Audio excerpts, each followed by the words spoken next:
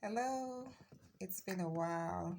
Yeah, I've been off social media for some time and having some challenges with Facebook and then also having to do so many things at the same time. So today I said I'm going to share something I've been seeing that's been, flying all over the media. Women asking questions on who decides family planning. And on that question, really, I'm going to say that it's totally up to you, who you choose to decide family planning for you. For me, my decision for family planning is totally up to me, and that's simply because when I'm going to have the baby, nobody goes in there with me. I'm going there all by myself. It is my body that is going to be cut, either my stomach or my bum bum. I'm the one going to go through the pain of the labor. I'm the one who is going to carry the child for 9 months, and sometimes some complications can arise. And if anybody is going to die having a baby, it's going to be me. So I took the decision of my family planning by myself. And I'm going to share a story. This is my own personal story. I don't know what yours is or yours has been, but this was for me the deciding factor that made me to take my family planning in my own hands, and nobody decides my family planning for me. So after my first child that I had, and all the euphoria of having a child, everything ended after the first few days of having the baby. And of course, subsequently, the reality of being a mother dawns on you, where you have to keep awake at night and feeding that child and all the stress that have to go with being a mother.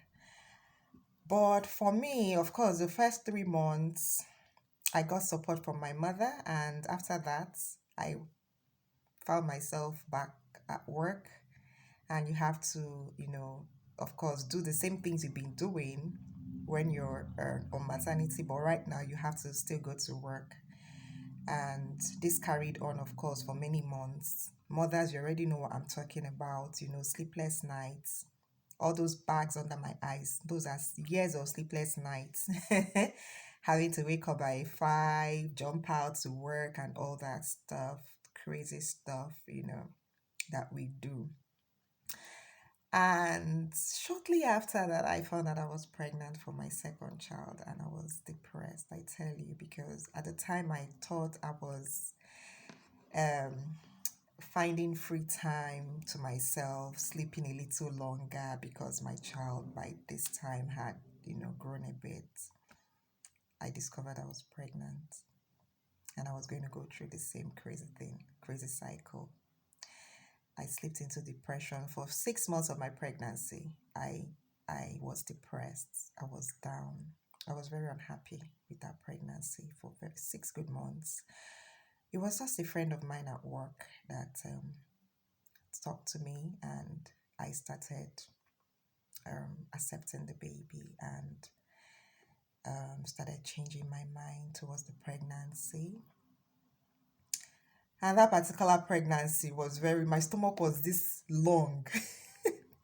I could hardly work, But the part of this story that really hit me hard was the day of my delivery, the day of my labor.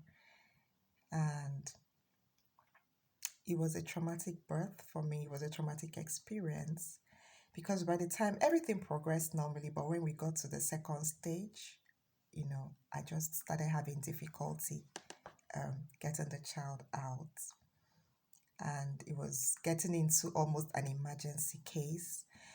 Thank God this happened to me outside Nigeria. I tell you, it would have been a different story if I had that baby in the country.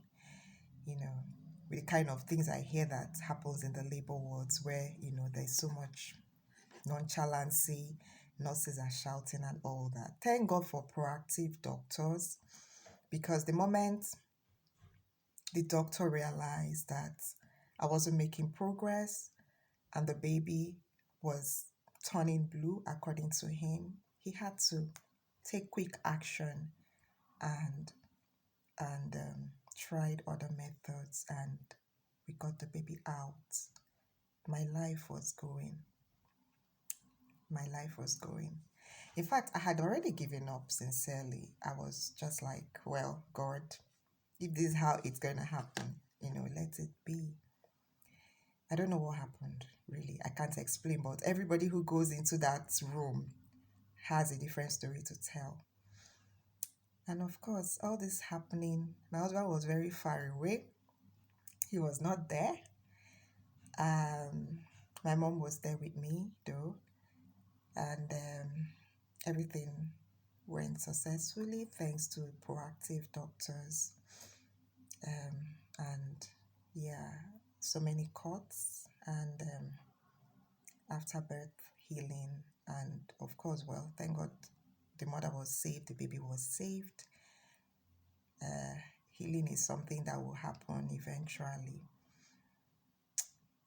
Yeah, I didn't need anybody to advise me on what to do about my family planning.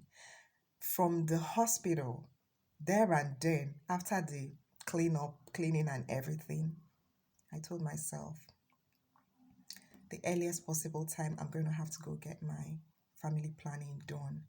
And true to the promise I made to myself, 6 weeks, immediately my child turned 6 weeks. That same day that I went to the hospital to give him um, the vaccination, the 6 weeks vaccination, I started engaging with the nurses, and I told them I'm coming back within the week for my family planning, and I had it done.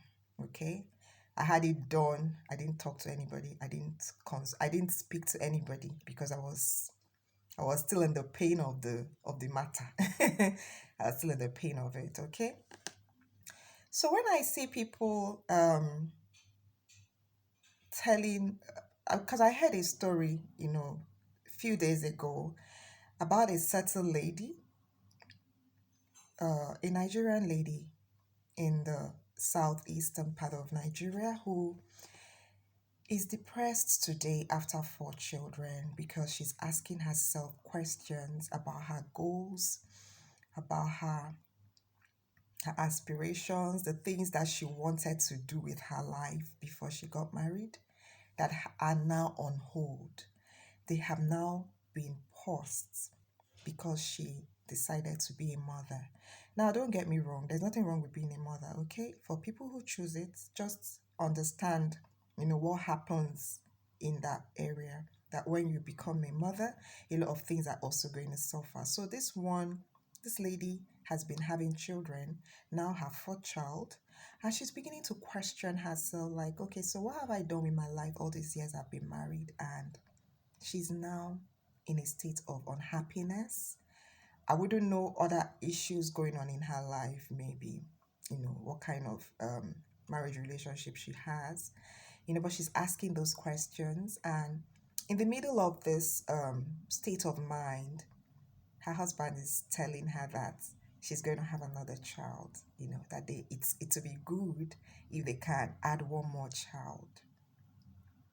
And I think that's really selfish, if you ask me. Because a lot of these men who make this demand of their women, they are hardly ever available to attend to the issues of these children, because raising a child is not beans. You don't just drop those children and expect that, it's the woman's responsibility to attend to them, and it's your own responsibility to provide the funds, the money. That's not how it works. If I want to borrow the phrase of my kids, these days they just say that's not how it works. That's not how it works, okay?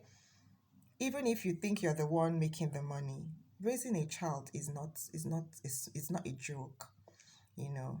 And for you, woman, who you're having babies and you're asking whose decision, it's totally up to you, okay?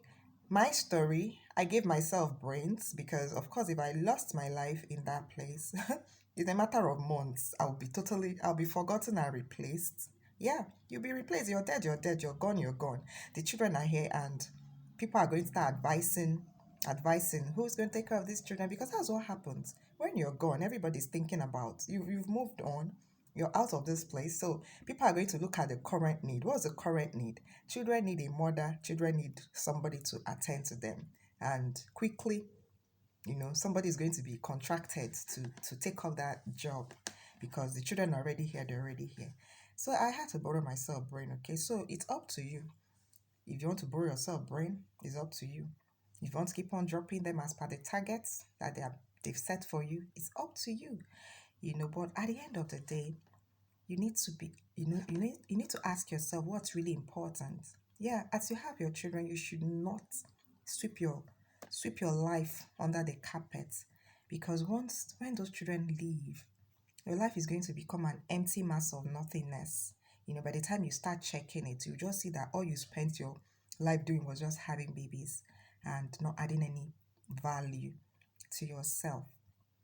So the family planning thing, really, I've said so much, but you need to read in between the lines. It's up to you totally, to decide what really works for you. If you know where it's pinching you, then you should know how to do your planning, so that it works um well for you. Because at the end of the day, you're the one who goes through all the stress, all the trauma. You're the one who go in that labor room. You're the one who's going to push out, or have your stomach cut open to have the baby. So yeah, I just said to drop this here. Let me hear your reactions. Let me read your comments, what you think. Of course, I know I know I'm going to be reading some very interesting comments on this one. Yeah, so do have a lovely day and see you soon. Bye bye.